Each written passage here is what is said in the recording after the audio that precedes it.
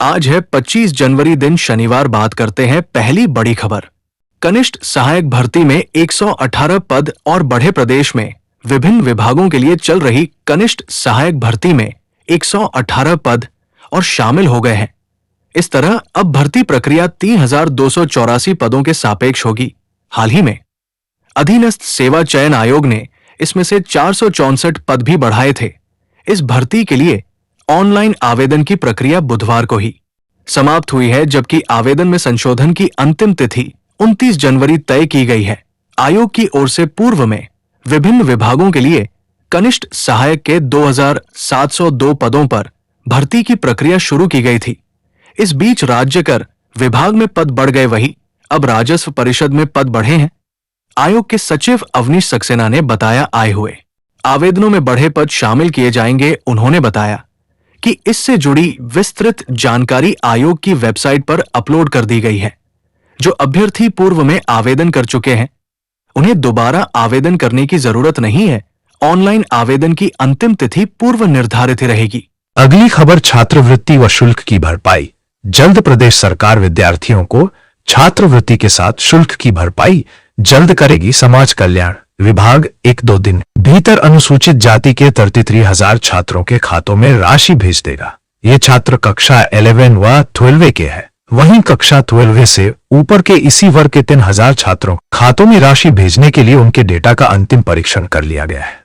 उन्हें भी इसी सप्ताह भुगतान कर दिया जाएगा। मुख्यमंत्री योगी आदित्यनाथ ने संबंधित विभागों को शीघ्र भुगतान करने के निर्देश दिए हैं। इसी का नतीजा है कि जैसे जैसे डेटा का परीक्षण होता जा रहा है, भुगतान की प्रक्रिया भी शुरू हो रही। समाज कल्याण विभाग के अनुसार एससी के 33 छात्रों के खातों में राशि भेजने के लिए प्रक्रिया पूरी की जा रही। अगली खबर, धार्मिक पर्यटन के नक्शे पर चमकेगा प्रयागराज। भव्य एवं दिव्य महाकुंभ की चमक से पूरी दुनिया चकाचौंध है। आगे भी यह चमक फीकी नहीं पड़ने जा रही, बल्कि आने वाले दिनों में धार्मिक पर्यटन के नक्शे पर प्रयागराज का रंग और गाढ़ा होता दिख रहा है। कैबिनेट की बैठक में प्रयागराज, चित्रकूट तथा वाराणसी विंध्याचल को विशेष विकसित क्षेत्र घोषित करने के साथ गंगा एक्सप्रेसवे के विस्तार के प्रस्ताव को भी मंजूरी दी गई, जिससे प्रयागराज का अन्य धार्मिक शहरों से जुड़ाव बढ़ने के साथ हर क्षेत्र में विकास की बात कही जा रही है।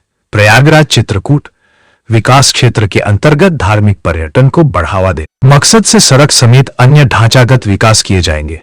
बेहतर परिवहन सेवा के अलावा इन शहरों में भी विकास कार्य कराए जाएंगे। इसके तहत आधुनिक सुविधाओं वाले होटल, शहर के भीतर आवागमन की बेहतर सुविधा विकसित की जाएगी। मुख्यमंत्री ने खुद कहा कि स्टेट कैपिटल रीजन के तहत लखनऊ तथा आसपास के जिलों का विकास किया जा रहा है। उसी तर्ज पर प्रयागराज, चित्रकूट तथा वाराणसी विंध्याचल विकास क्षेत्र का विकास कराया जाएगा। इसके अलावा गंगा एक्सप्रेसवे, पूर्वांचल एक्सप्रेसवे तथा बुंदेलखंड के विस्तार से भी प्रयागराज की अन्य जिलों से कनेक्टिविटी बेहतर होगी। इन तीनों एक्सप्रेस के विस्तार को प्रयागराज काशी विंध्याचल एक्सप्रेसवे नाम दिया गया है। इससे संबंधित जिलों में धार्मिक पर्यटन को बढ़ावा मिलने की बात कही जा रही। अगली खबर, 25 लाख युवाओं को स्मार्टफोन टैब देगी। सरकार प्रदेश के युवाओं को तकनीकी क्षेत्र में सशक्त बनाने के लिए स्वामी विवेकानंद युवा सशक्तिकरण योजना के अंतर्गत 25 लाख स्मार्टफोन खरीदने का प्रस्ताव कैबिनेट ने पारित कर दिया। ये स्मार्टफोन प्रदेश सरकार द्वारा युवाओं को निःशुल्क दिए जाते हैं। मंजूरी के बाद जल्द स्मार्टफोन खरीदने की प्रक्रिया शुरू होगी।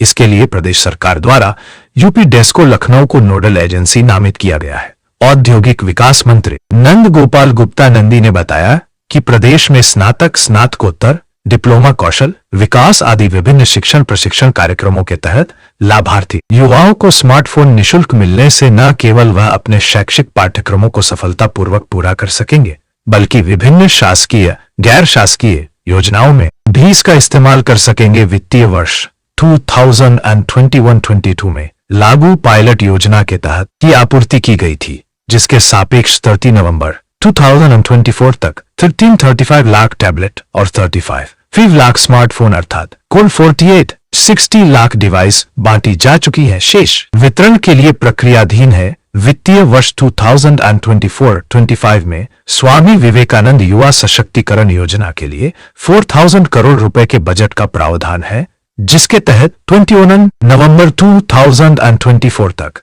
941 करोड़ स्वीकृत किए जा चुके हैं। वहीं 3058 59 करोड़ की धनराशि इस योजना के तहत उपलब्ध है, जिसे ध्यान में रखते हुए 25 लाख स्मार्टफोन खरीदने की योजना बनाई गई और उसे कैबिनेट में प्रस्तावित किया गया। निर्धारित नियमों के अनुसार एक स्मार्टफोन की कीमत 9,972 रुपए निर्धारित की गई है, जिसके अनुसार 25 लाख स्मार्टफोन के लिए 2,483 करोड़ रुपए खर्च होंगे। अगली खबर सिर्फ बातचीत व एसएमएस के लिए नए प्रीपेड प्लान ट्राई की सख्ती के बाद कंपनियों ने पेश किए बिना डाटा वाले प्लान दूरसंचार नियामक ट्राई की सख्ती के बाद रिलायंस जियो और भारती एयरटेल सहित अन्य कंपनियों ने प्रीपेड यूजर्स के लिए बिना इंटरनेट डाटा वाले नए वॉइस और एसएमएस प्लान पेश किए। इससे उन मोबाइल फोन ग्राहकों को फायदा होगा जिन्हें डेटा की जरूरत नहीं है। भारतीय दूरसंचार विनियामक प्राधिकरण ट्राई ने हाल में कंपनियों को नए प्लान जारी करने का आदेश दिया था। एयरटेल शुरुआती प्लान 499 का भारती एयरटेल ने 84 दिन की वैधता वाला 499 रुपए का नया प्लान पेश किया है। इसमें यूजर्स को 100 एसएमएस के साथ अनलिमिटेड वॉइस कॉल की सुविधा मिलेगी। 1.95 रुपए के प्लान में अनलिमिटेड वॉइस कॉल के साथ 3.6 एसएमएस की सुविधा, वैधता 365 दिन रहेगी। जियो 458 दिन रहेगी। में असीमित कॉल कंपनी ने 2 प्लान पेश किए हैं। 458 रुपए वाले प्लान में असीमित कॉल के साथ ऑन एसएमएस कर सकेंगे, वैधता 84 दिन रहेगी। 1.98 रुपए का प्लान असीमित वॉइस कॉल के साथ 3.6 एसएमएस, वैधता 365 दिन। अगली खबर निजी स्कूलों के लिए आरटी ने कम से कम 10 आवेदन अनिवार्य आर्थिक रूप से कमजोर वर्ग के बच्चों को निजी स्कूलों में दाखिला दिलाने के लिए निःशुल्क एवं अनिवार्य शिक्षा अधिकार अधिनियम आरटी के तहत दूसरे चरण की प्रक्रिया चल रही है। पहले चरण की अपेक्षा दूसरे चरण में आए कम आवेदन को देखते हुए बेसिक शिक्षा विभाग ने सख्ती शुरू कर दी है। ऐसे में प्रत्येक जिले में हर निजी विद्यालय के लिए कम से कम 10 आवेदन अनिवार्य किए गए हैं। 4 चरणों में चल रहे प्रवेश प्रक्रिया के तहत पहले चरण में 132 लाख आवेदनों में से 71,381 बच्चों को सीट अलॉट हुई है, जबकि दूसरे चरण में 95,591 ही आवेदन आए हैं। यह पहले चरण की अपेक्षा 37,000 कम है। करीब दर्जन भर जिलों में आवेदन की संख्या 500 भी नहीं पहुंची है। ऐसे में विभाग ने आगे के 2 चरणों को ध्यान में रखकर निजी विद्यालय के सापेक्ष कम से कम 10 आवेदन अनिवार्य किए हैं, क्योंकि अगर विद्यालय में 40 छात्रों का भी बैच है तो उसमें 20% सीट आरटीई की है। अगली खबर पहला पाठ्यक्रम छोड़कर नए में प्रवेश लेने वालों को मिलेगा भत्ता। अखिल भारतीय या राज्य स्तरीय परीक्षा से चयनित उन विद्यार्थियों को शुल्क भरपाई की सुविधा बहाल की जाएगी जिन्होंने बीच में ही अपना पहला पाठ्यक्रम छोड़ा है। बृहस्पतिवार को इस संबंध में समाज कल्याण विभाग ने दिशा निर्देश जारी कर हैं। SC/ST और सामान्य वर्ग दशमोत्तर छात्रवृत्ति योजना नियमावली में संशोधन किया गया है। इसके अंतर्गत अनुसूचित जाति या सामान्य वर्ग का कोई छात्र पिछले वर्ष में शैक्षणिक भत्ता और शुल्क प्रतिपूर्ति लेने के बाद पाठ्यक्रम को अधूरा छोड़ किसी अन्य पाठ्यक्रम में प्रवेश लेता है तो वह नए पाठ्यक्रम के पहले वर्ष में भत्ता व शुल्क प्रतिपूर्ति के लिए अपात्र होगा। छात्र के अभिभावक द्वारा शपथ पत्र लेने और नए पाठ्यक्रम में अध्ययन जारी रखने पर दूसरे वर्ष से भत्ता और शुल्क प्रतिपूर्ति मिलेगी।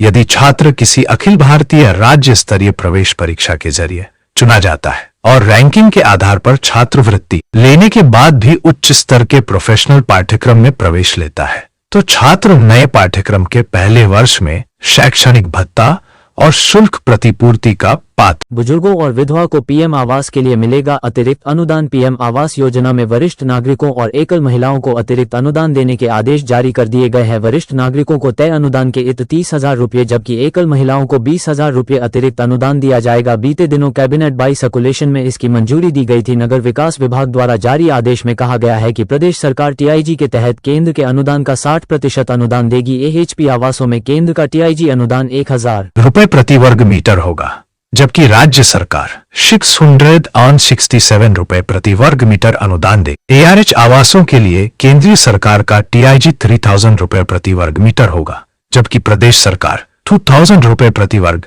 मीटर अनुदान दे। उत्तर प्रदेश की रोजाना की खबरों से अप टू डेट रहने के लिए यूपी न्यूज अपडेट चैनल को सब्सक्राइब करें और वीडियो को लाइक शेयर जरूर करें और बेल आइकन दबाना बिल्कुल भी ना भूलें और कमेंट बॉक्स में अपने जिले का नाम जरूर लिखें, जिससे कि आपके जिले की खबरें आप तक जल्दी पहुंचे। धन्यवाद।